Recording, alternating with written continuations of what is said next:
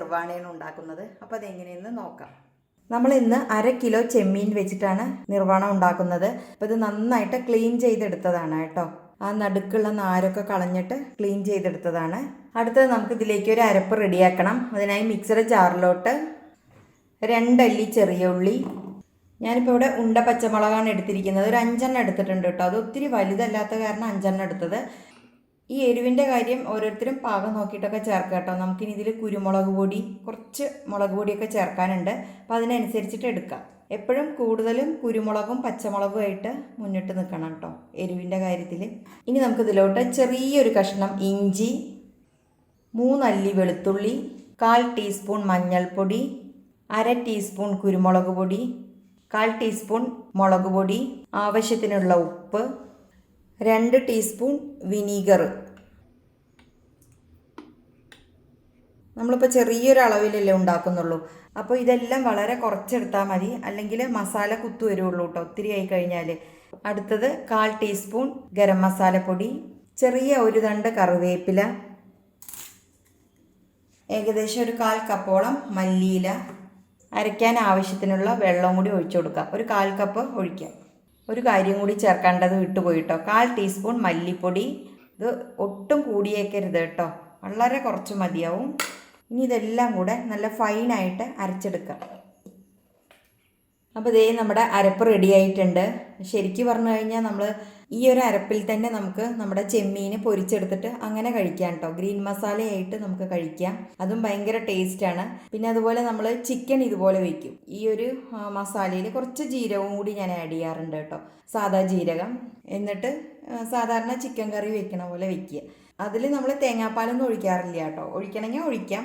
അതല്ലാതെയും chicken ഇങ്ങനെ ഈ മസാലയിൽ കറി വെക്കാറുണ്ട് കേട്ടോ, അതും ഭയങ്കര ടേസ്റ്റാണ്. ഇന്നിപ്പോൾ നമ്മൾ നിർവാണയല്ലേ ഉണ്ടാക്കുന്നത്, അപ്പോൾ കുറച്ച് തേങ്ങാപ്പാലൊക്കെ ഒഴിച്ചിട്ട് ചെറിയൊരു ഗ്രേവിയൊക്കെ ആക്കിയിട്ടാണ് നമ്മൾ ചെയ്യാൻ പോകുന്നത് കേട്ടോ. അപ്പോൾ ആദ്യം നമുക്കത് ചെമ്മീനിലൊന്ന് പുരട്ടി കൊടുക്കാം. അതുപോലെ ചെമ്മീനിൽ ഒട്ടും വെള്ളം ഇല്ലാതെ വേണം എടുക്കാനായിട്ട് കേട്ടോ, കാരണം ഈ അരപ്പ് കുറച്ച് ലൂസായിരിക്കുമല്ലോ, നമ്മൾ ലേശം വെള്ളം ചേർത്തിട്ടല്ലേ അരച്ചത്. ഇനി നമുക്ക് കൈവച്ച് നന്നായിട്ടൊന്ന് മിക്സ് ചെയ്യാം. ചിക്കനും ഫിഷും എല്ലാം നമുക്ക് ഈ മസാലയിൽ ഗ്രില്ല് ചെയ്തെടുത്താലും നല്ല ടേസ്റ്റ് ആട്ടോ. അപ്പോൾ ഇതിനി അടച്ച് വെച്ചിട്ട് ഒരു 1/2 മണിക്കൂർ റെസ്റ്റ് ചെയ്യാനായിട്ട് വെക്കാം. നല്ലോണം ഈ മുളകും മസാലയൊക്കെ അതിൽ പിടിക്കട്ടെ. എന്നതിന് ശേഷം നമുക്ക് എണ്ണയിൽ പൊരിച്ചെടുക്കാം. അതുപോലെ ഈ മസാലയൊക്കെ തേച്ച് പിടിപ്പിച്ച് കഴിഞ്ഞാൽ ഇതിൽ ഉപ്പൊക്കെ കറക്റ്റാണോ നോക്കണേ. ഞാൻ ഇപ്പോൾ നോക്കി എല്ലാം കറക്റ്റാണ്. ഇനി 1/2 മണിക്കൂർ കഴിഞ്ഞിട്ട് നമുക്കത് എണ്ണയിൽ പൊരിച്ചെടുക്കാം. ഇനി നമുക്ക് ഇത് ഫ്രൈ ചെയ്തെടുക്കാൻ സ്റ്റൗ കത്തിക്കാം. വെളിച്ചെണ്ണ ഒഴിച്ചു കൊടുക്കാം. എണ്ണ നല്ലപോലെ ചൂടായി കഴിയുമ്പോൾ നമുക്ക് കുറച്ച് കറിവേപ്പില ഇട്ട് കൊടുക്കാം. ഒപ്പം എരിവില്ലാത്ത 2 പച്ചമുളക് ചേർത്ത് കൊടുക്കാം.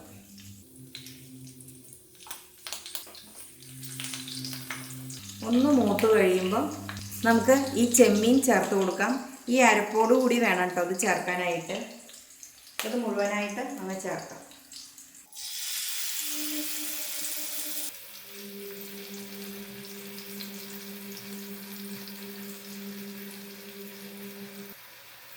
ഇനി 1 സൈഡ് നന്നായിട്ട് കുക്കായ ശേഷം നമുക്ക് മറിച്ചിട്ട് കൊടുക്കാം. അപ്പോൾ അത് ഇരുന്നാവട്ടെ. ചെമ്മീനായത് കാരണേ ഒത്തിരി നേരം അങ്ങനെ കുക്ക് ചെയ്യേണ്ട ആവശ്യമില്ല കേട്ടോ. ഒരുപാട് കുക്ക് ചെയ്ത് കഴിഞ്ഞാൽ അത് ഹാർഡാവുള്ളൂ. അപ്പോൾ നമുക്ക് തിരിച്ച് മറിച്ചിട്ട് കൊടുത്തിട്ട് അത് കറക്റ്റ് ആക്കിയിട്ട് എടുക്കാം. അപ്പോൾ ചെമ്മീനായിരുന്നാവുമ്പോഴേക്കും നമുക്ക് ഇതിലേക്കുള്ള തേങ്ങാപ്പാൽ റെഡിയാക്കാം. ഇതിലേക്ക് 1/2 കപ്പ് തേങ്ങ ചേർക്കാം. ഒപ്പം നമുക്ക് ഇതിലേക്ക് ആവശ്യത്തിനുള്ള വെള്ളം ചേർത്ത് കൊടുക്കാം. 1 കപ്പ് ചേർക്കാം. ആദ്യം 1/2 കപ്പ് ചേർത്തിട്ട് അരച്ചെടുത്തിട്ട് ബാക്കി ഞാൻ ചേർക്കുന്നതാണ് കേട്ടോ. ഇത് ഒരു സൈഡ് ആയിട്ടുണ്ട്. നമുക്കിനി ഇത് മറിച്ചിട്ട് കൊടുക്കാം.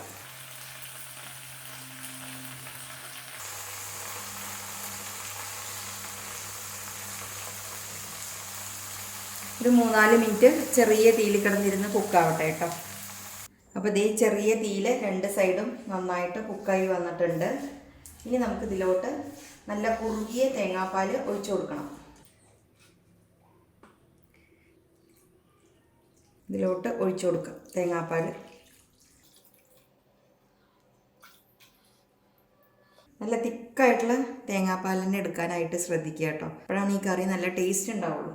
ഇനി തേങ്ങാപ്പാൽ ഒഴിച്ചു കഴിഞ്ഞാൽ ചെറിയ തീയിൽ ഒന്ന് നന്നായിട്ടൊന്ന് ചൂടായാൽ മതി. അതായത് തിള വന്നേക്കരുത്.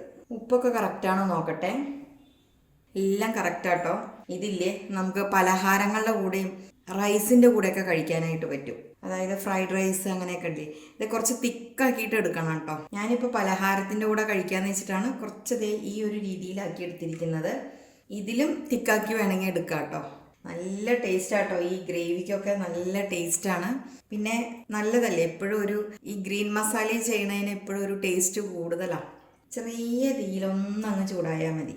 ഇത് പെറോട്ട, പത്തിരി, ചപ്പാത്തി, ഇടിയപ്പം അങ്ങനെ എല്ലാ പലഹാരങ്ങളുടെ കൂടെയും അതുപോലെ നെയ്ച്ചോറിൻ്റെ കൂടെയൊക്കെ കഴിക്കാൻ നല്ല ടേസ്റ്റാട്ടോ. ബ്രെഡിൻ്റെ കൂടെ കഴിക്കാനും അടിപൊളിയാണ്. അതിന് ശേഷം ഒരു തണ്ട് കറിവേപ്പിലയും കുറച്ച് വെളിച്ചെണ്ണയും കൂടി ഒഴിച്ചു കൊടുക്കാം. വളരെ കുറച്ച്. അപ്പോൾ ഇത്രയേ ഉള്ളൂ. നല്ല ടേസ്റ്റി ആയിട്ടുള്ള ഒരു കറിയാട്ടോ. ആരും ഉണ്ടാക്കാതിരിക്കരുത്. അപ്പോൾ എല്ലാവരും ഉണ്ടാക്കിയിട്ട് എങ്ങനെ ഉണ്ടായിരുന്നു എന്ന് പറയണം. വീണ്ടും നല്ല നല്ല റെസിപ്പിയുമായി വരുന്നത് വരേക്കും. ബായ്.